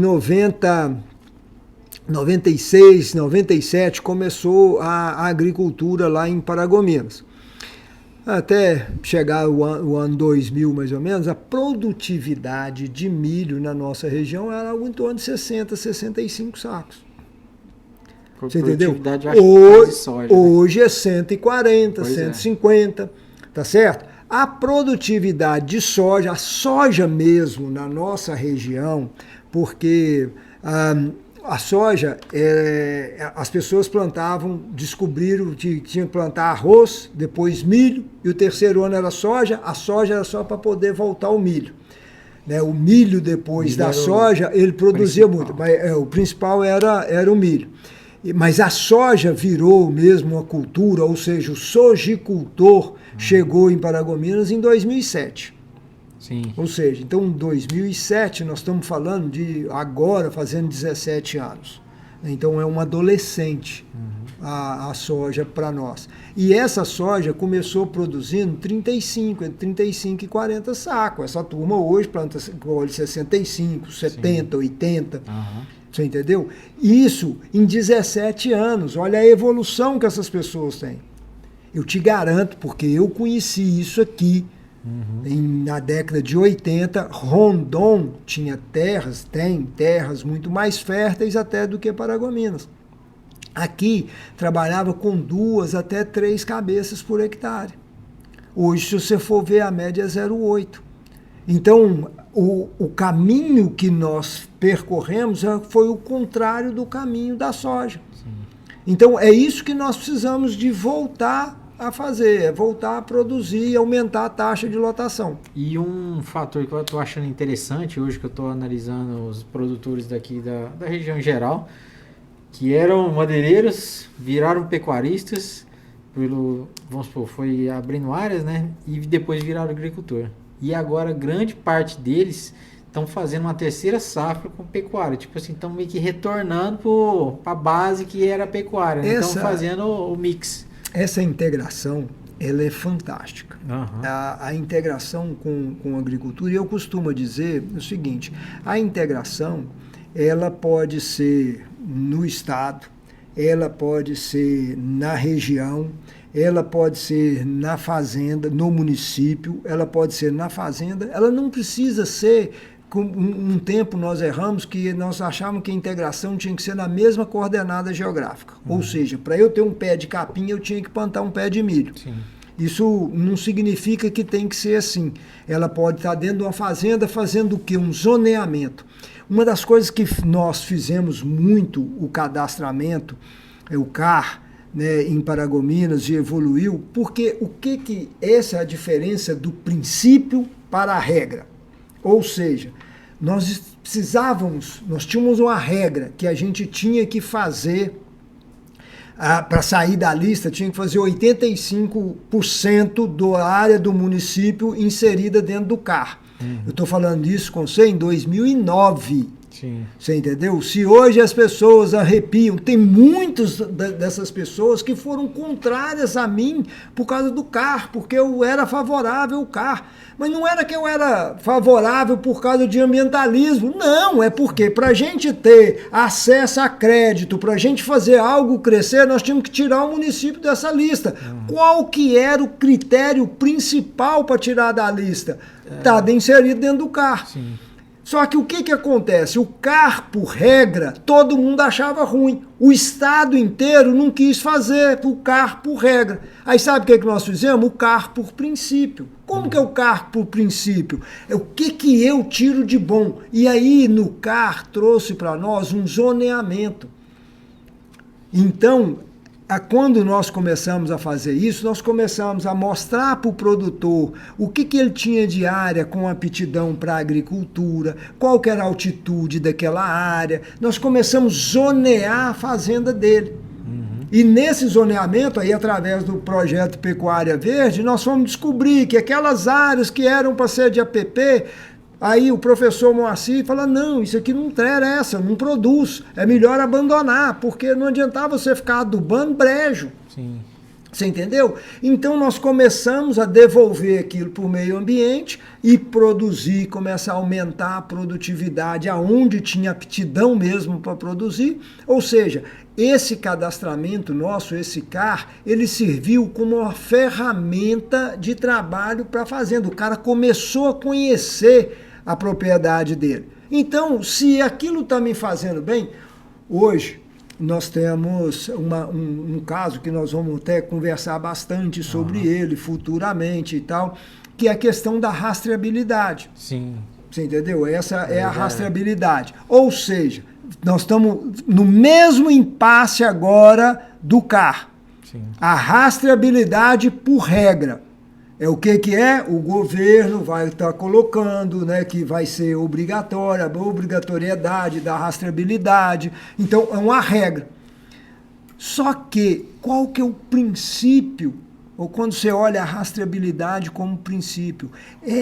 Quando você tem a informação individual, né, dos seus animais, cada animal, você só vai saber se a vaca pariu todo ano se você tiver o número dela. Você só vai saber se aquele bezerro ou aquele boi é ganhador de peso quando ele é individual, quando ele tem um CPF. Então, assim, para você medir a sua produtividade como fonte de informação, não há nada melhor que a rastreabilidade. Com certeza. Eu trabalho com identificação animal, que é a mesma rastreabilidade, desde de 2002. Ou seja, vão para 22 anos que eu faço isso. E eu tenho um histórico de informação. Por exemplo, eu sei quem são meus melhores fornecedores.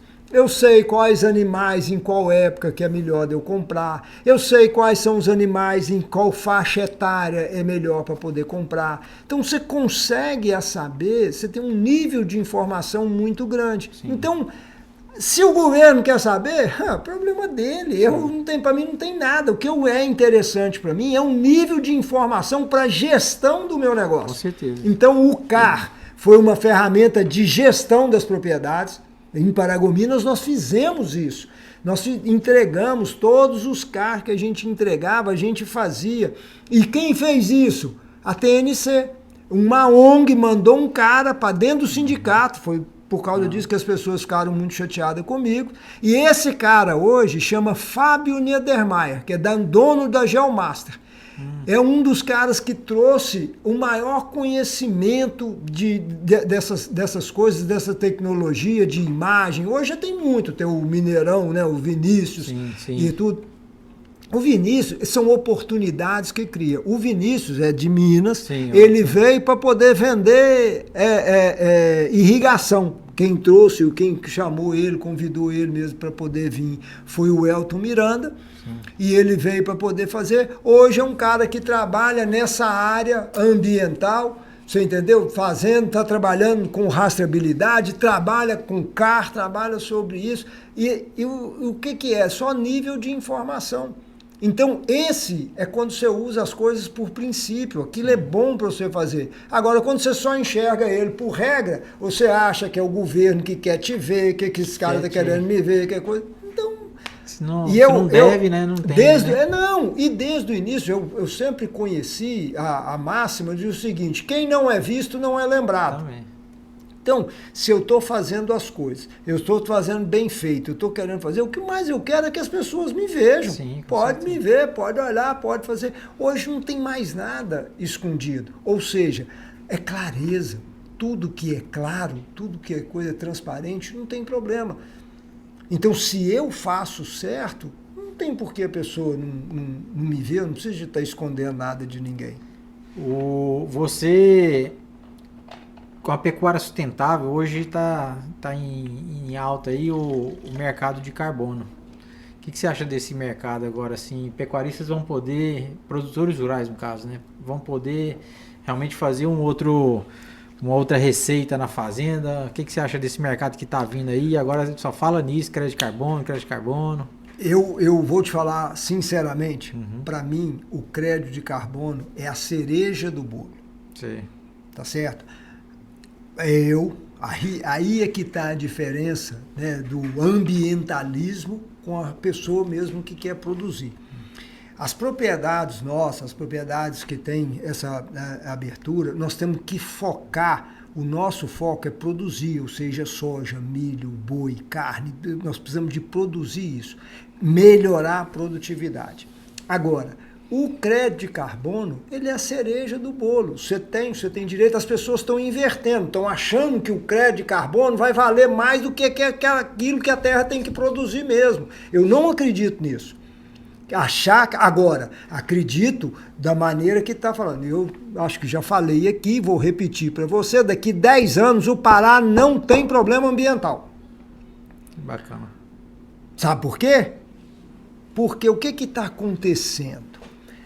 Eu conheço, por exemplo, fazendas em Paragominas, fazenda em outras regiões, que as pessoas, e são grupos grandes, grupos fortes, estão comprando essas fazendas para reflorestar com florestas nativas. Uhum.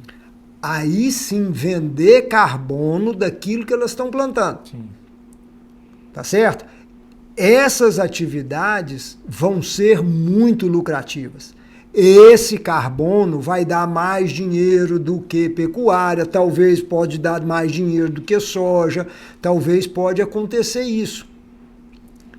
Outra coisa é que essas fazendas, essas primeiras, por exemplo, que estão plantando, essas florestas que estão plantando, como é de nativas, elas vão servir para compensação de outras áreas que estão abertas. Então, além do carbono, vem um plus a mais, que é elas poderem compensar para outras fazendas. Ou seja, isso vai dar dinheiro. Sim. E as pessoas vão descobrindo isso e elas vão fazendo isso aí. E o que está fazendo? Porque você está falando que isso acontece na pecuária. O meu avô fazia, o meu pai fazia, e eu acho que eu tenho que fazer só aquilo. Só que o que acontece? Essas pessoas, os avós já morreram, os pais estão agora morrendo e os filhos não estão assumindo aquilo. O que eles estão fazendo? Eles estão vendendo para essas empresas que estão comprando. Eu já conheço vários casos disso que está acontecendo. Inclusive, vem uma dessas empresas vem aqui com a gente qualquer dia desse, bater um papo e conhecer um pouco mais desse trabalho deles aqui. Pois é. Então, o que está acontecendo? Está invertendo isso aí. Tá certo? O que isso vai acontecer? Não tem problema nenhum. As pessoas falam, porque vai comer árvore. Não, ninguém vai comer árvore, ninguém vai fazer isso. Mas todo mundo tem, é para dar dinheiro. Sim. Então, se eu tenho oportunidade de ganhar mais dinheiro plantando floresta, eu não vou ficar com boi. Sim. Mas eu tenho certeza, por isso é que eu te falo, a pecuária, ela tem condições de ser um negócio mais lucrativo do que todas essas outras atividades. O que você tem que fazer? Botar o mesmo nível tecnológico que essas atividades têm. Ou seja, se você usar na pecuária o nível tecnológico que tem da soja, você bomba de ganhar dinheiro, você vai disputar, você vai ganhar mais do que soja. Só que as pessoas querem discutir sobre lucratividade com níveis tecnológicos completamente diferentes. Aí não tem jeito. Fazer uma pecuária extrativista, né? Que é aquela que só bota lá só tira, né? Nem coloca, ele só tira. Você entendeu? A soja, o quanto ela põe? Sim. Eu tô vendo gente, por exemplo, Tailândia, né, a soja em Tailândia, está fazendo coisa, mas você sabe o que é? Não tem gente colocando menos do que 6 toneladas de calcário. Sim.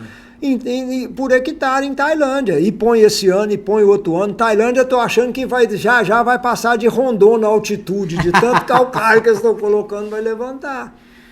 Você entendeu? Então o que o cara faz? O cara acredita no negócio. Por que ele põe isso? Porque ele acredita. E toda vez que ele põe, a resposta é muito maior. Esse é um outro princípio que existe. Você falou a palavra, o pecuarista tem que acreditar mais no negócio dele. Lógico. Né? Lógico. Por que não acredita? É a falta de clareza. É essa falta de clareza. Outro fator, aproveitando esse gancho assim, o pecuarista ele reclama muito do negócio dele. Senta no rabo e reclama porque é um péssimo negócio. Até você falou isso em Marabá, numa palestra lá. Queria que você repetisse para a turma aqui. Fala mal do negócio dele, mas não larga o osso de jeito nenhum. Vive de pecuária, sustenta a família, faz tudo, mas reclama do próprio negócio dele. Até você deu um puxão de orelha na turma lá, que a pessoa tem que acreditar mais no negócio, na pecuária de que estão trabalhando. Deixa eu te falar. Uma das coisas que quando você lê a Bíblia, é uma das coisas mais importantes, chama palavra. Se você for ler no livro de João... Que a gente fala, palavra tem poder, né? Isso. Se a gente falar... Sabe por quê? Porque João, se você for ler o livro de João, vai falar que Deus é a palavra. O mundo foi criado em cima de uma palavra. Se você for ver a primeira coisa, Deus criou o céu e a terra. O céu vem primeiro, depois vem a terra. Como que ele criou? Ele falou sobre aquilo. E aí o que Deus falou? Haja luz. E aí o sol se acendeu. Ou seja, a palavra tem poder. Sim.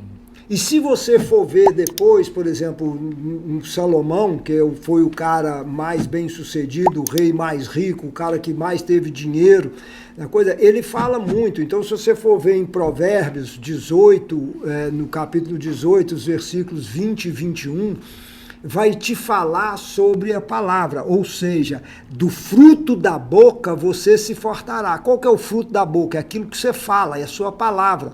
Então, se você começa a falar mal daquilo que você faz, não tem jeito de você tirar coisa boa da onde você fala mal. Com certeza.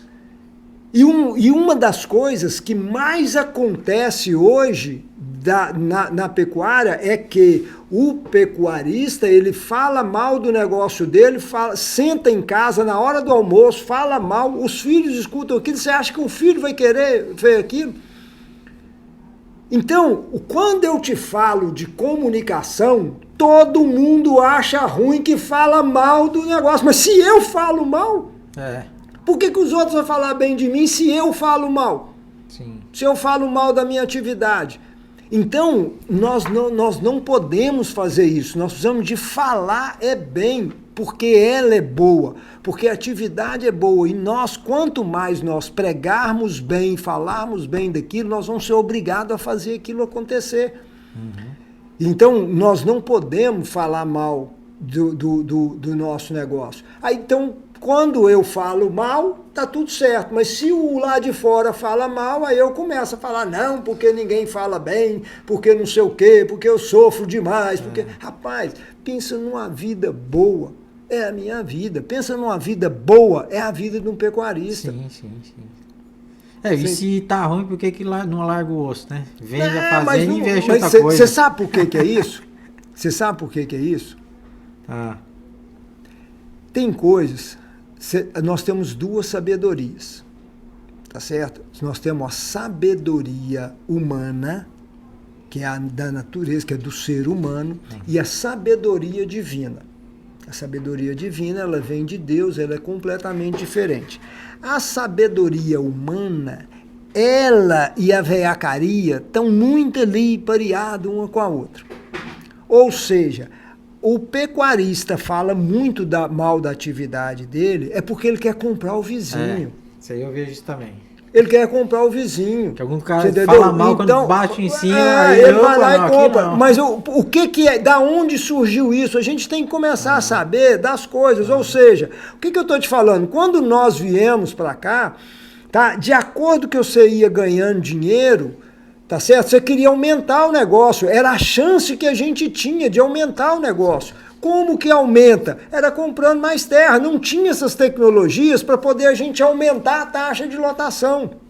Não existia tecnologia para isso. Né? Então você tinha que comprar mais terra, ou fazer aberturas, tá certo? E as pessoas ainda estão nesse mundo, eles não mudaram o disco. O que eles querem? Fazer abertura. Hoje todo mundo, qual que é o maior problema do pecuarista? Ah, que eu não posso desmatar. Ah, porque não sei o quê. Então, mas o que acontece? O que ele tem que fazer? É aumentar, melhorar e aumentar a taxa de lotação. É isso que ele tem que fazer. Então, assim, essa coisa surgiu de falar mal e for falando mal, para quê? Para desvalorizar a terra do vizinho para ele comprar.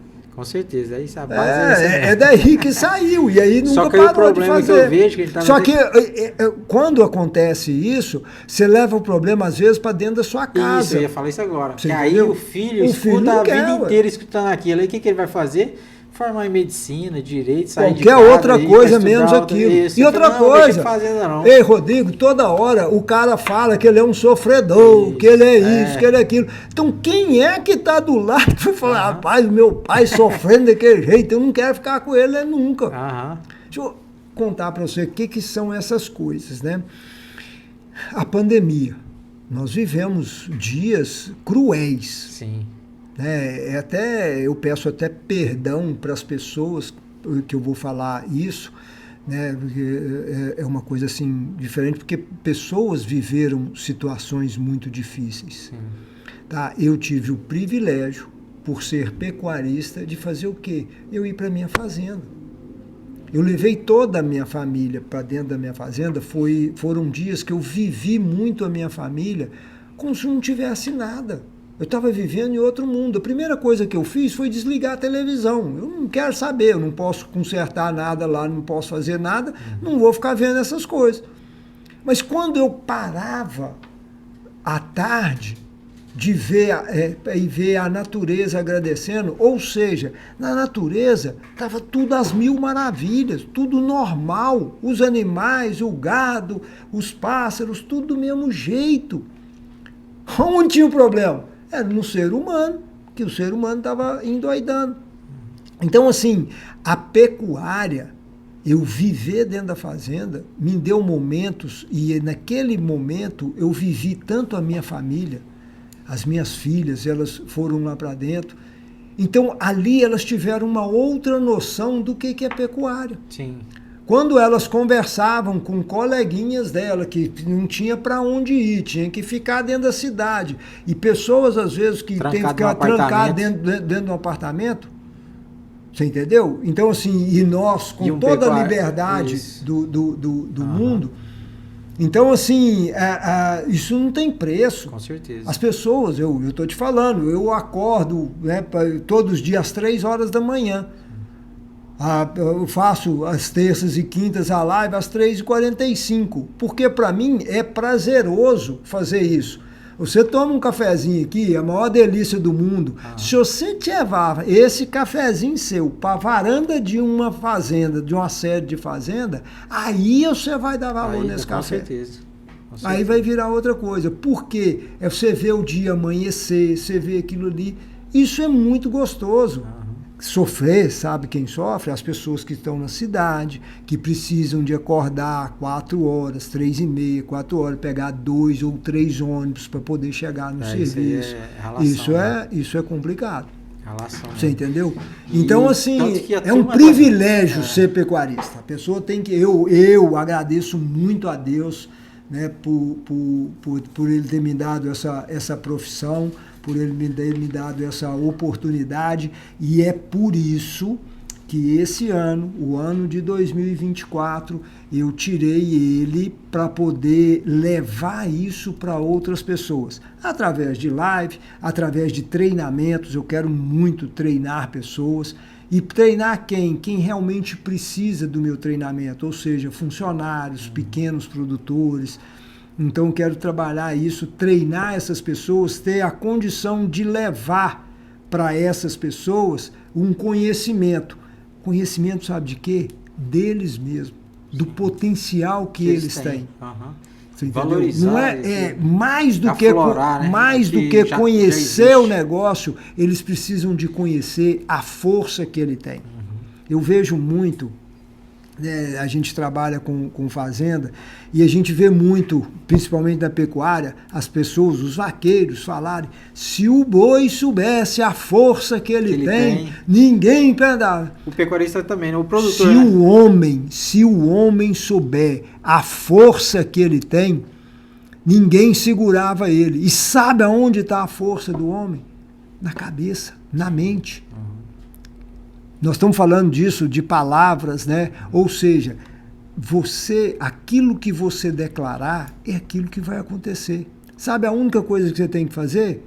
Declarar e treinar. Declarar e treinar. Se você fizer isso, você chega aonde você quiser. O que te move, o que faz acontecer tudo, são pensamentos bons. Estou nem falando em pensamento positivo, não, pensamentos bons. Pensamento bom é o mesmo gasto que você tem para o pensamento ruim. Sim. Então eu vou te falar, não vou nem te falar de Bíblia, mas vou te falar de ciência, de pesquisa, e as pessoas mostram, tá certo? O que é a depressão? Depressão é as pessoas que estão presas no passado. Ou seja, o meu passado eu era melhor, eu tinha mais dinheiro, eu tinha isso, outra coisa. E aí a pessoa começa a entrar em uma depressão porque ela está presa no passado. Sim. Outra coisa, às vezes a ansiedade. O que é a ansiedade? A pessoa presa lá no futuro. Então, de 80% a 90% das coisas que você é preocupado, elas não acontecem. Então você preocupa ou você se gasta, pensa muito, perde muito seu tempo, pensamento, numa coisa que não vai nem acontecer. Ou seja, aonde está o seu sucesso? No presente, é fazer aqui. E na hora que você for pensar, pense em coisa boa. Pensa que esse podcast nosso vai sair no Brasil inteiro, no mundo inteiro, é visualização de todo jeito, e nego dando like, e nego fazendo, e nego ligando. Pensa nisso, aí você pode não ser o meu, mas vai ser com o tio Gá, vai ser com a outra pessoa que você vai fazer, Mauro, que vai explodir. Mas, Mauro, uma coisa eu te confesso, que no meu negócio eu estou há 12 anos com a Rural Book também, fez exatos 12 anos agora. Foi através de pensamento positivo. Isso. Eu sempre quis chegar a mais do que eu tô hoje, né? Porque sempre você pensa mais bem na frente, né? Se vai chegando, você vai chegando para lá um pouquinho, o pensamento, e vai embora. E então, é tudo mais ou menos a base, sempre foi essa, sempre pensando positivo, sempre que vai dar certo e procurando o caminho para dar certo. Já deu certo. E eu vou te confessar outra coisa também, uma das pessoas, que tem várias pessoas, mas uma das pessoas que desde o primeiro dia que eu queria estar junto, entrevistando, você era uma delas. Muito de obrigado. estar junto com você mesmo, de te entrevistar, de estar participando junto com a gente, e realmente você foi uma delas. Muito obrigado. Aqui. Eu te agradeço muito, até porque não te conheço aos 12 anos, mas já te conheço há muito tempo, não sei quanto tempo. Mas eu vou falar para você uma coisa. O ser humano é interessante, né? Quando eu olho as suas postagens, eu falo, rapaz, eu queria ser assim. Quando você pega aqueles vídeos, tem muita coisa legal que você põe, que você posta, aí eu queria ser assim. Eu queria ser assim. Então, assim, inveja, nós temos. O que nós temos que trabalhar? É para que ela não seja negativa. Isso. Você entendeu? Inveja do bem, né? Você não pode trabalhar que aquilo seja negativo, mas eu falar, rapaz, eu queria ser assim, eu queria fazer, mas eu não tenho a cabeça para aquilo ali, né? Então eu tenho que... Aonde que é a minha expertise? Aonde que eu tenho o bom? Você entendeu? E aí o que a gente tem que fazer? É fazer isso que nós estamos fazendo, é juntar. Você tem a expertise, você tem um tanto de seguidores. O que eu vou fazer? Eu vou mamar lá, eu vou lá, eu vou falar lá. Muito seguidor dele vai me conhecer. Sim, com certeza. Eu vou ter a oportunidade de estar falando. E a troca nas redes sociais tem muito dessa troca, né? Então, quer dizer, eu tenho um determinado público, um determinado conteúdo, você tem um determinado público, conteúdo, a gente pode juntar. A gente vê os feras, os bons fazem isso. Você entendeu? Eles fazem isso. São as eles collabs, né, faladas, que é conteúdo para poder crescer. É para poder. Então, assim, crescer, se a gente junta, nós crescemos. Né? Então, essa questão, por exemplo, do curso, eu quero fazer o curso, eu falar aqui é um canal para mim, para eu poder estar fazendo um marketing, uma propaganda do meu negócio, que eu vou atingir um tanto de clientes, né, de pessoas, futuros clientes que eu não tenho lá no meu. Então, isso é muito bom. Isso o que é? Isso é a união. Sim, e aí eu vou falar para você desde o início. Onde que aconteceu isso lá no sindicato? Foi nós, produtores rurais, juntar com uma ONG. Sim. Vamos trazer, o que você tem de bom para poder me ensinar? O Adnan fez isso com maestria. Você entendeu? Fez todo o negócio. É o seguinte, o município nunca foi engessado por nenhum minuto. Porque quando você sabe o que você quer, aonde você vai chegar, você domina aquilo. Agora, você precisa da ajuda de muitas pessoas. Com certeza. Você precisa da ajuda das outras pessoas. Então é isso que a gente tem que fazer. A gente tem que saber aquilo que a gente quer, onde que nós queremos chegar, e o pensamento é positivo, é pensando em coisas boas. Sabe quando que isso funciona e explode?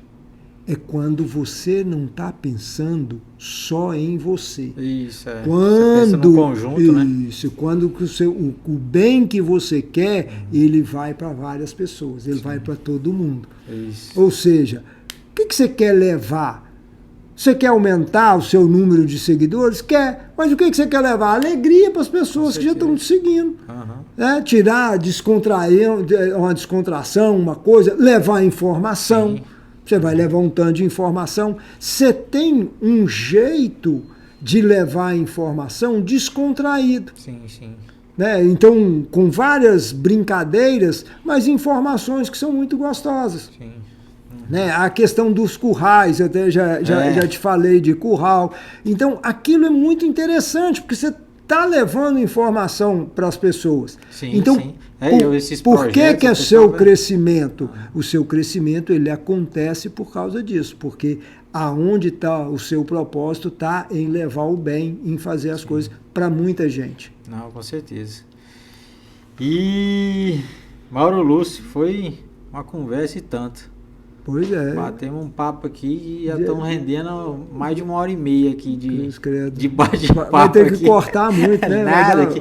E aqui, assim, nós temos uma regra que nós não corta nada. Não, o homem lá, o nome dele é Tramontina, corte rápido. Não, mas aqui nós não corta nada não, aqui vai tudo.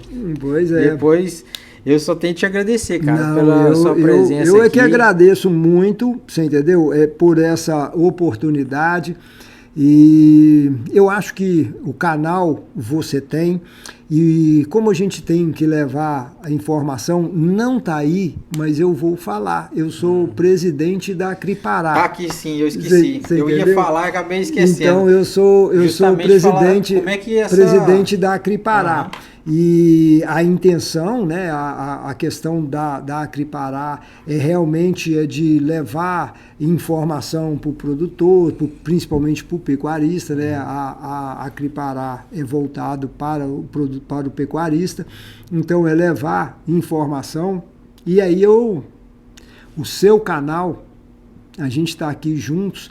Isso vai ajudar muito, né, para poder a gente estar levando essas informações, fazendo coisas. Vocês estão eu vou te falar, recrutando associados. Associados, trazer mais associados, porque já tem aquela máxima, a união faz a força, né? Então é isso realmente que a gente tem que fazer. Normalmente a Acripará, desde a criação, eu participei dela desde a criação. E aí o primeiro presidente e praticamente o único... Só para quem não conhece a Acripará é a Associação dos Criadores do Pará. É mais ou menos, a gente fala que é uma irmã da Acrimate, que é a Acrimate do Mato Grosso, a mesma linha. É realmente a gente, por exemplo, se nós juntarmos a Acripará com a Acrimate, né? Então nós estamos falando, o Pará aí com 26 milhões, o Mato Grosso, se não me engano, é 37, nós estamos falando em cerca de mais de 30, quase 35% do rebanho do país. Sim. De um país que tem o maior rebanho comercial do mundo. Sim. Né? Então, assim, essas duas associações, elas estando junto, a criação foi justamente para isso, para a gente realmente crescer a pecuária, para poder a gente levar a informação, para realmente mudar bastante. Tem um viés, né? Esse, por exemplo, meu, eu falei para você sobre rastreabilidade, a Acre Pará apoia a rastreabilidade. Nós somos, certo, resistente à obrigatoriedade, tá? Porque, não por nada, só porque a gente acha que nós perdemos um pouco de oportunidade de mercado, ou seja, quando uma coisa é espontânea, você agrega valor naquilo, tá certo? Mas quando uma coisa é obrigatória, o mercado não tem por que pagar algo diferente, porque aquilo é uma lei, é uma obrigatoriedade. Obrigatoriedade é você fazer o que é obrigado, o que é lei é obrigação. Então, só a nossa visão nessa questão da obrigatoriedade era isso que a gente... Só que o que nós precisamos para não ter obrigatoriedade, tá, de um governo, de uma coisa assim, nós temos que ter uma intenção muito grande de fazer aquilo acontecer. Aí nós precisamos de assumir o papel de protagonista disso aí, para que isso aconteça, para poder fazer, e aí realmente a gente... cobrar do mercado, olha, nós temos um gado diferente, nós temos a origem, né, um certificado de origem desses animais, da onde eles vêm e tudo. Então, a Acre Pará trabalha muito nesse sentido para poder ver se isso agrega valor para o produtor. Outra coisa, por exemplo, que hoje, né, as indústrias estão sendo muito cobradas é o que eles chamam de monitoramento do indireto. Ou seja, o direto é o boi que você vende para o frigorífico. Você, Rodrigo, vai lá, vende o boi para o frigorífico. Isso o frigorífico já monitora. Se você tem trabalho escravo, ele não te compra. Você tem sobreposição em terra indígena. Então você tem que ter os seus compromissos. O frigorífico tem os compromissos socioambientais dele do direto. Hoje eles falam muito no indireto. Ou seja, você compra o bezerro do outro. Então ele quer saber da onde você está comprando o seu bezerro. Sim, sim. Ou seja, se nós queremos, né, eu tenho certeza que a maioria, mas é a maioria esmagadora dos pecuaristas, querem as coisas certas, não querem errado. Mas infelizmente nós temos pessoas fazendo isso errado. As pessoas que estão fazendo errado é essa que eu estou te falando, é o que quer a riqueza, ou seja, como que ele fica rico, ele ganha dinheiro, ele quebra a regra. Sim. Porque fazer o ilegal dá mais dinheiro. Aí o que esse cara tem? Às vezes é coragem de fazer aquilo que um outro não tem. Né? Você prega por uma legalidade, você vai fazer aquilo que é legal. Então, qual que é a maneira que a gente tem? Normalmente, nós estamos terceirizando as coisas. O que é terceirizar? Você passa a responsabilidade para lá. Então, o que nós achamos? Que quem tem que cuidar desse cara é o governo. É não sei o quê. Não, o governo não cuida, porque isso aí está afetando o meu negócio. Sim. Aquilo que afeta o meu negócio, eu tenho que estar fazendo. Ou seja, nós somos a esse monitoramento do indireto, nós somos a favor disso aí. Só que o que acontece? Qual que é o grande problema?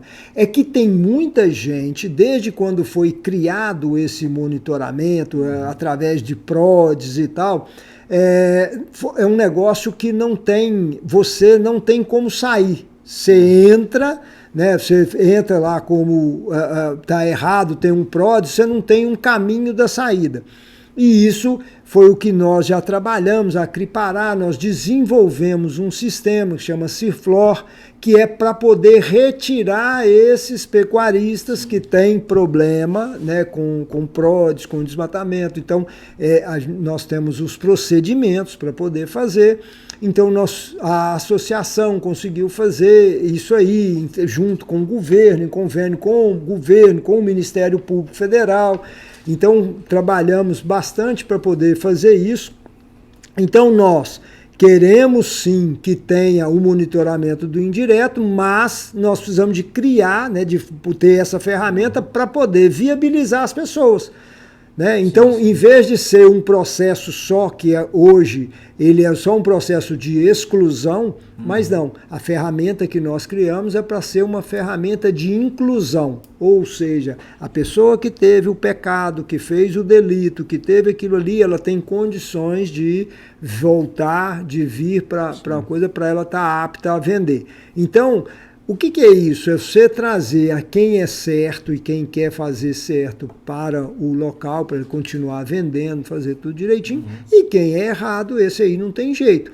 Mas quem que nós mesmos não compramos dele. Então, se nós tomarmos essa dianteira, as coisas ficam muito mais fáceis, porque o governo é complicado de fazer isso. Papel de governo é segurança pública, educação, né? Então, a saúde. Então, ele já tem muita coisa para poder fazer nisso. Ele não vai ficar correndo atrás de quem está fazendo o errado para o meu negócio. Então, a gente assume muito isso, a Cripará tem trazido isso muito para poder assumir, para viabilizar as coisas para esses pecuaristas que querem mesmo trabalhar dentro da legalidade. Certo. Hoje o pecuarista, para se associar, ele entra em contato direto com a Cripará. Direto com a Cripará. Eu vou deixar algum contato aqui também para poder o pessoal entrar, depois você me passa direito. Isso, eu vou te passar e você põe para poder a pessoa entrar em contato com vocês, se associar. É isso aí, moçada. Isso. Vamos junto aí, o Mauro Lúcio, junto com o Mauricinho começou, né? Maurício Fraga Filho. O Maurício Fraga Filho fez um trabalho Aham. fantástico. O Maurício é uma pessoa que doou muito o tempo dele para a associação. Essa questão, por exemplo, dessa plataforma começou, foi feita junto com o Maurício. O Maurício é um cara fantástico, muito... É parceiro nosso aqui também, quero trazer ele para sentar aí também. E eu acho que você devia fazer isso, né? Porque o Maurício é uma experiência muito grande e é uma pessoa do bem. Sim, com certeza. Tem já fiz alguns bate-papos, algumas lives com ele. Isso, ele é um cara muito bom.